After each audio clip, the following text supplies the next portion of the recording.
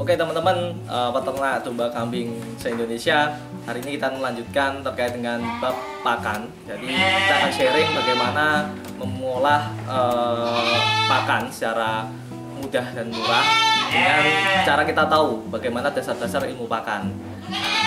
Seperti kita jelaskan sebelumnya bahwasanya kebutuhan utama dari kambing domba yaitu adalah komponen pakannya harus mengandung satu serat, kemudian karbohidrat, dan ketiga adalah sumber protein. Nah, dari ketiga itu akan kita bahas secara singkat golongan-golongannya. Yang pertama adalah kita bahas terkait dengan golongan serat. Nah, contohnya golongan serat adalah rumput-rumputan, limbah pertanian, dan juga daun-daunan. Kita lihat di sini, saya tampilkan adalah bagaimana kita mengetahui kandungan nutrisi dari bahan pakan. Nah, ada tabel di bawah di samping saya. Nah, ini. Dari tabel tersebut terdapat yang pertama adalah jenis bahannya. Kemudian di sebelah kanannya ada yang namanya BK, dalam bentuk persentase. BK ini artinya bahan kering. Apa itu bahan kering? Jadi bahan kering itu kalau bahan keringnya tertulis 80%, nah berarti kandungan airnya adalah 20%. Jika bahan keringnya adalah 20%, berarti kadar airnya 80%. Jadi selalu berbanding terbalik dengan kadar air. Kemudian di samping kanannya ada namanya PK. Nah, PK ini adalah protein kasar. Di sampingnya ada yang namanya LK atau lemak kasar. Di sampingnya lagi ada yang namanya SK atau serat kasar. Dan yang terakhir sebelah kanan sendiri adalah TDN atau Total Digestible Nutrient atau daya cerna pakan tersebut berapa persen gitu. Nah, jika para peternak bisa membaca tabel tersebut, kita akan dapat menggolongkan ataupun dapat memilah membaca bagaimana kualitas pakan tersebut. Nah, jika misalnya antara perbandingan antara satu bahan A dengan bahan B bisa terlihat dari sini. Nah, kita ambil contoh dalam golongan serat. Yang pertama adalah rumput. Nah, rumput gajah.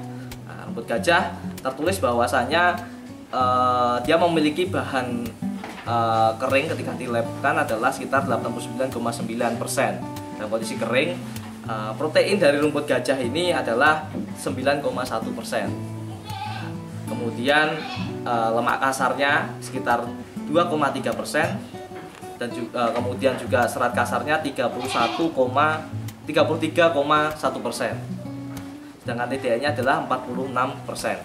Nah, biasanya dalam golongan serat ini memiliki kandungan SK. Jadi kuncinya kalau para peternak memilih bahan untuk serat dapat dilihat dari tabel SK. SK-nya akan selalu lebih dari 18%. Jadi 20-30% ke atas. Ini adalah ciri-ciri dari sumber serat golongan pakan golongan serat, sumber serat seperti itu. Kemudian kita lihat lagi, misalnya di sebelah kanan ada tepung jagung. Nah, tepung jagung ini ada beberapa usia, biasanya kita ambil di usia sekitar 70 harian. Dia memiliki protein kasar 9,9. Jadi jika dibandingkan dengan rumput gajah atau perbandingannya lebih bagus tepung jagung karena memiliki nilai protein yang lebih tinggi. Kemudian dari golongan serat kasar, tepung jagung lebih rendah yaitu 29,6%.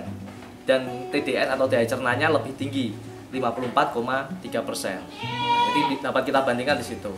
Kemudian ada juga daun pisang dan sebagainya, bahan-bahan serat kasar. Teman-teman peternak bisa lihat nanti, kita akan kasih tabelnya secara gratis ya, seperti itu. Begitu juga dengan golongan karbohidrat. Nah, golongan karbohidrat yang pertama kita tahu kita menggunakan yang namanya bekatul atau dedak padi. Biasanya dedak padi ini ada yang kasar, ada juga yang halus. Kalau dedak padi yang halus, kita lihat di tabel bahwasanya proteinnya sekitar 8,2%. Kemudian untuk SK-nya 8,9%, kemudian TDN-nya 67%.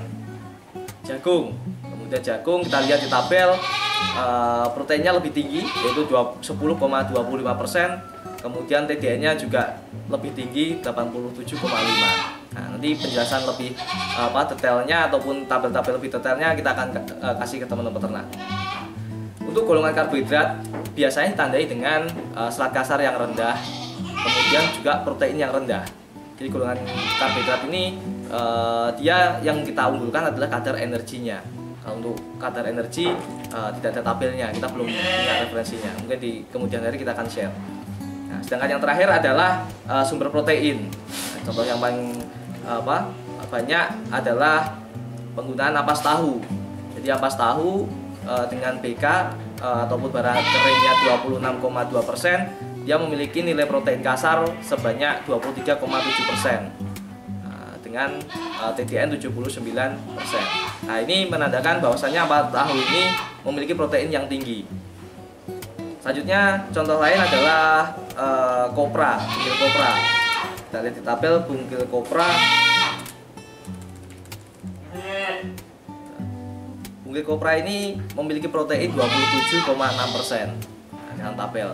Kemudian serat kasarnya sangat rendah 6,85% dan TDN-nya cukup tinggi 75,33%. Nah, golongan protein ini kita selalu ditandai dengan serat kasar yang rendah, kemudian sumber proteinnya atau PK-nya yang tinggi, biasanya di atas 20% atau di atas 18% ke atas.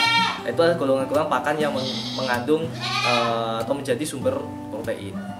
Ketika peternak bisa menggolongkan pakan berdasarkan sumber-sumbernya, maka kita akan dapat mengolah ataupun membuat rangsum pakan secara baik dan benar. Silahkan nanti untuk mendapatkan tabelnya bisa WA ya, WA langsung ke tim admin Kandang Uang dengan nomor 081 13 50 60 12. Oke, sekian. Wassalamualaikum warahmatullahi wabarakatuh.